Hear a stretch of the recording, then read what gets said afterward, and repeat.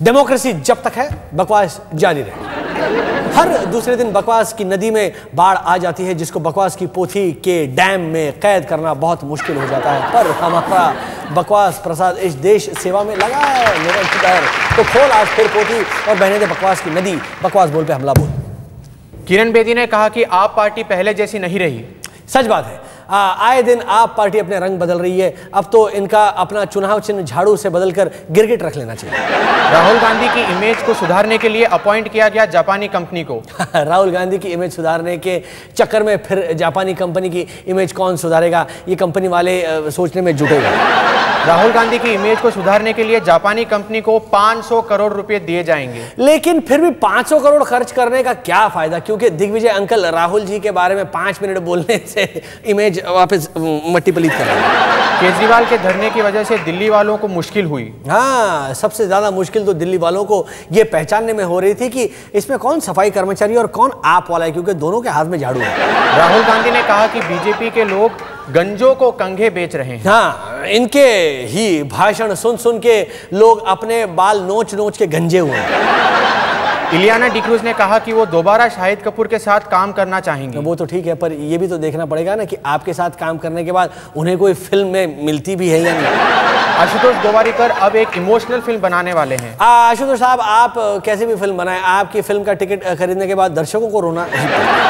धोनी ने कहा कि बल्लेबाजी में ज्यादा बदलाव नहीं करेंगे। मेरा मतलब है रोहित शर्मा के जैसे ही खेलेंगे, कोई बदलाव। अरशद वारसी ने कहा कि माधुरी के साथ काम करने की बात उन्होंने सपनों में भी नहीं सोची थी। ज्यादा मत सोचिए अरशद, माधुरी ने भी कभी सपने में नहीं सोचा था कि एक दिन आप हीरो बनेंगे। कपिल सिब्बल का कहना है कि कुमार विश्वास की बातों पर ध्यान देने की कोई जरूरत नहीं। मतलब कुमार विश्वास आम आदमी पार्टी के दिग्विजय सिंह है, ध्यान देने की बिल्कुल आवश्यकता नहीं। अन्ना खुश है कि प्रधानमंत्री भी लोकपाल के दायरे में होंगे। मतलब मनमोहन जी अब दो दायरे में होंगे। सोनिया जी के दायरे में तो पहले से हैं, अब लोकपाल के भी दायरे में होंगे। राहुल गांधी ने कहा कि कार्यकर्ताओं को रिजल्ट देना होगा। इस पर दिग्विजय सिंह ने कहा कि हाँ, क्योंकि अंडा तो मुर्गी भी देती है। मुलायम सिंह ने कहा कि सपा के कार्यकर्ता गुंडाई बंद करें। इस पर सपा के कार्यकर्ताओं ने कहा कि अगर हम गुंडाई नहीं करेंगे तो फिर लोगों को पता कैसे चलेगा कि हम सपा के कार्यकर्ता हैं। आगे अखिलेश ने कहा कि गुंडाई करने वालों को हम छोड़ेंगे नहीं। मतलब उनको भी हम पकड़ पकड़ के पार्टी में शामिल कर लेंगे।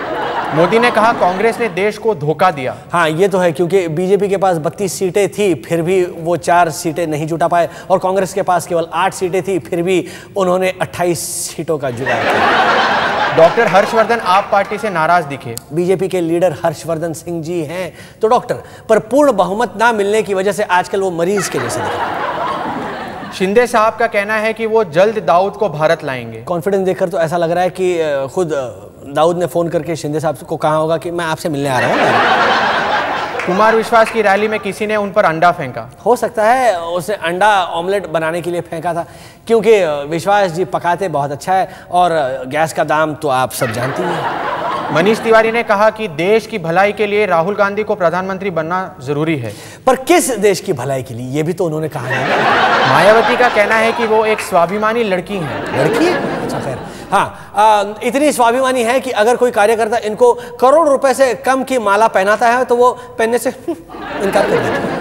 केजरीवाल ने कहा कि हमने कभी ईमानदारी नहीं छोड़ी। आपकी ईमानदारी का पता जनता को तभी चल गया था जब आपकी पार्टी में ईमानदार विधायकों की संख्या 28 से बढ़कर 36 हो गई और आपकी सरकार बन गई।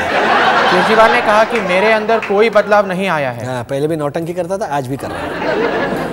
केजरीवाल ने कहा कि दिल्ली में कांग्रेस से गठबंधन उनकी मजबूरी है। वरना चाल चलन के हिसाब से तो इनकी जोड़ी सिर्फ सपा के साथ ही बन सकती थी। केजरीवाल ने कहा हमारी सरकार में हर काम जल्दी जल्दी हो रहा है। हाँ, ये तो सच है, क्योंकि घोषणाएं भी जल्दी हुई और बगावत भी।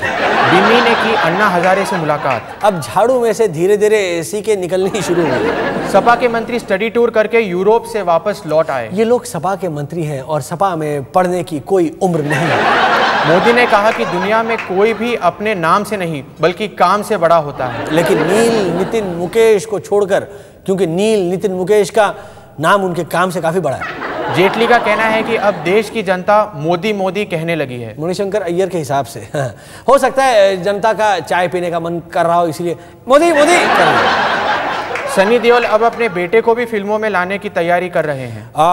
तब तो हैंडपंप के साथ साथ छोटे नलकों की सुरक्षा भी बढ़ा देनी चाहिए। केजरीवाल ने कहा है कि वो कांग्रेस को नहीं छोड़ेंगे। शायद यहाँ उनका छोड़ेंगे नहीं से मतलब साथ नहीं छोड़ने से। एक मैच में कोहली ने अपना 18वां शतक बनाया और जडेजा अपने शतक बनाने से सिर्फ 100 रन से चूका।